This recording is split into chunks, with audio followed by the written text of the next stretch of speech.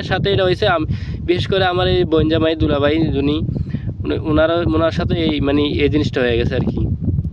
তো আমারও বলছে যে তুই একটু সাবধানে থাকিস, তুই তো নতুন আইসো বিদেশ। আসসালামু আলাইকুম, আশা করি সবাই ভালো আছেন। তো আপনার সৌদি আরবে কিছু আপনার যদি নতুন যারা আসবেন, নতুন সিম লইবেন পাসপোর্ট দিয়ে বা আকামা দিয়ে যারা সিম লইবেন, তো একটু সাবধান থাকবেন।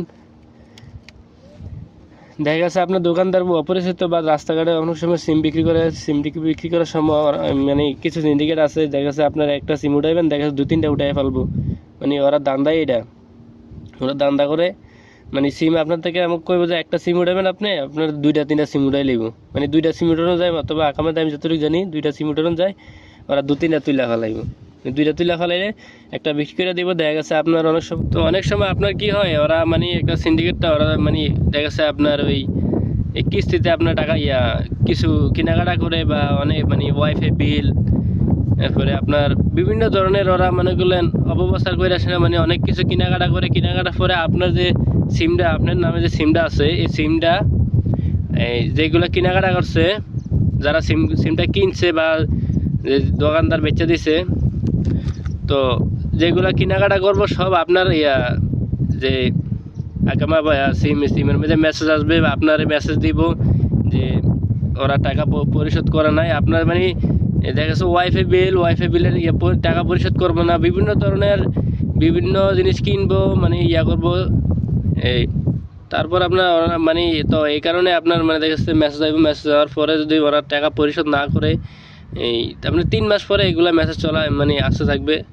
তো ওরা কী করে 1 মাসের কিস্তি দেওয়ার পর আর দেয় না, তো ওরা মেসেজ করে মেসেজ দেয়। তো আপনার যে সময় বাংলাদেশে যাবেন, এই সময় মনে করলেন আপনার পুরো সমস্যা হয়ে যাবে আর কি। আপনার এখন বর্তমানে টাকাটা পরিশোধ করবেন না, পরবর্তীতে আপনি বিপদে হয়ে যাবেন, বুঝতে পারছেন?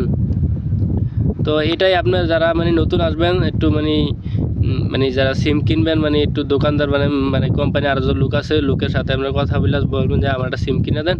পরিচিত কোনো দোকান থাকলে দোকানে এসে আপনার সিম কিনতে পারেন। তো এটা সাবধান হতে হবে। তো আমি জানি না আপনাদের কতটুকু বুঝাতে পারছি। আপনারা যারা সিম কিনবেন একটু সাবধান থাকবেন। প্রথম অবস্থা যারা সিম কিনবেন একটু সাবধান থাকতে হইব, যাতে আপনার সিমটা আপনার যে আকামা বা পাসপোর্ট আছে, এগুলা আকামা দিয়া যে 2টা সিম না তুলতে পারে। একটা সিমে যদি পরিচিত কোনো দোকানে যাবেন, হয়তো বা যদি আপনার অপরিচিত দোকানে যাবেন, অথবা তুলে ফেলাইলে 2টা সিম বিক্রি করে দিছে আরেকজনের কাছে, আরেকজনে মনে করলেন অপপ্রচার করে নিয়ে সেটা সিমটা আপনাকে বিভিন্ন ধরনের কেনাকাটা করলো তো মনে করেন আপনার উপরে সব, আপনার আকামার উপরে সব যাইব। পরবর্তীতে আপনি দেশে যাওয়ার সমস্যা বেড়ে যাবেন, বুঝছেন? তো যারা নতুন আসবেন একটু সাবধানে থাকবেন, সাবধানে থাকার চেষ্টা করবেন, যাতে 2টা সিম আপনারা অনেকের সাথে এটা হয়েছে। বিশেষ করে আমার এই বঞ্জামাই দুলাভাই যিনি ওনার সাথে এই জিনিসটা হয়ে গেছে আর কি। তো আমারও বলছে যে তুই একটু সাবধানে থাকিস, তুই তো নতুন আইসো বিদেশ।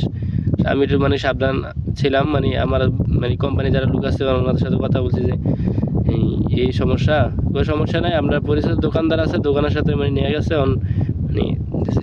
পরিচিত দোকানে যান, সমস্যা হইব না, বুঝছেন? আবার দেখা যাচ্ছে আপনার রাস্তাঘাটে বিক্রি করে সিম, তো এই সিমগুলো কিনতে গেলে আপনার সমস্যা হয়ে যায়।